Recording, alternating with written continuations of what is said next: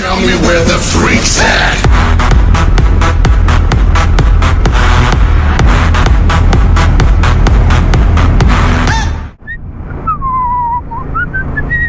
I'm a good boy. So, hey guys, it's Big Ben Motor Vlogs here. How is everybody doing? Join me on this amazing day. Pretty much, me and Stu are going to Dressloin Castle, which is only just up by Carmarthen Way, so it's not too far. But yeah, we're just going to have a little spin out on this nice day. I haven't met up with Stu for a little while now, so nice to have a meet up with him. Obviously, Stu's got his own channel. I think it's UK Rider 125, something like that anyway. But I'll link his channel down below. We have been out with him before. So I'll pop over his channel and share some love with him. But today what I want to do is do my last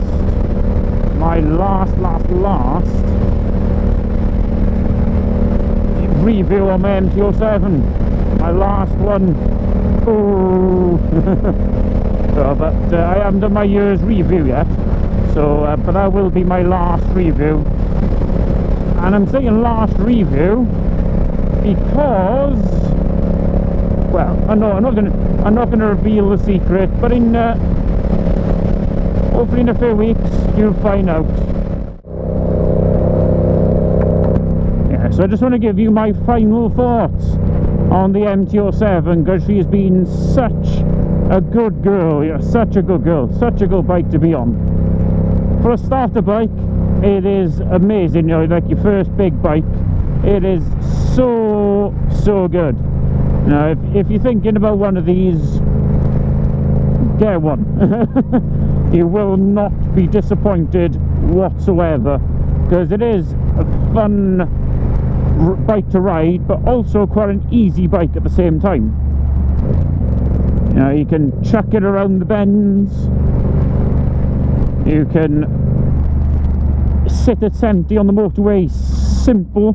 You know, if you want a little commute back and forth to work, it also does that job. So it's kind of like a bit of an all-rounder. You know, people take them on touring, lots of different things people do on these bikes, and they never really complain, you know. So I've been using it now for what, a year, 2 months, and petrol wise can't really complain. I don't really take it that often past 120 miles on a tank. I know that doesn't sound much, but I don't normally take it past that bit. I have taken up to about 140, and I believe when I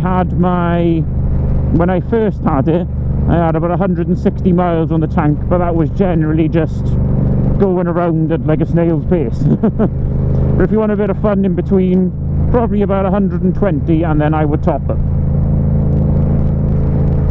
Now the stock tyres are really good on them. You know, can't complain about the stock tyres. Yeah, but the stock tyres on these now, I've changed the rear one once, but the front one is still on it. It's still the stock tyre from new. And I have to say, I don't really have any complaints on them at all. You know, they're good in the wet, good in the dry, good in the twisties, good on motorway, got a bit of everything, to be honest. They're to be honest, just good stock tyres. You know, you've got a massive amount of different tyres you can go for. You know, lots of them will do different things. But if you're just an everyday Joe like me, you know, I use this bike for a bit of everything, to be honest, then it's fun doing everything. You know, they're fine. You don't need to go, oh, I've heard people say, oh, these stock tyres are terrible. Don't worry about them at all. Just have fun on the stock ones. You know, the handling on these bikes, I've never had a problem with the handling on them. The only things that I don't 100% like are the brakes, to be honest. I know, again, you can upgrade them to better brakes. You can put steel braided brakes on them. Now you can do a lot of things to help the brakes along, but as they are, they could do a little bit of a tweaking to make them better. But for town riding, general riding, the brakes are fine. But if you're riding them a bit harder, upgrade them, definitely. You know, a lot of people upgrade the suspension on these as well. And again, I would say the same for the brakes. Everyday use, they are completely fine. But if you are going to ride them a bit harder, upgrade the suspension. Again, plenty of different options. Other comfort wise, again, stock seat is fine. But if you are wanting, you know, if you are doing long rides, then yeah, comfort seat is probably a must. After about 2 hours maybe of riding in the saddle, it does get a bit achy, especially if you haven't stopped. And the one thing I do truly love about this bike is that twin engine. It is amazing. The cross-plane twin engine is fun, super fun. It's just the noise that it can create just by putting an exhaust on it is crazy. You know, you wouldn't expect so much epic noise from a bike just by putting an exhaust on it, you know. But again, so many different options for the exhausts. You know, you can have cheap ones, and you can go all the way up to like the expensive Akapovics or Prokovic. Lots of different options. But I have the SE Project, and to be honest, if you could pick one up cheap, awesome. You know, if you do want to spend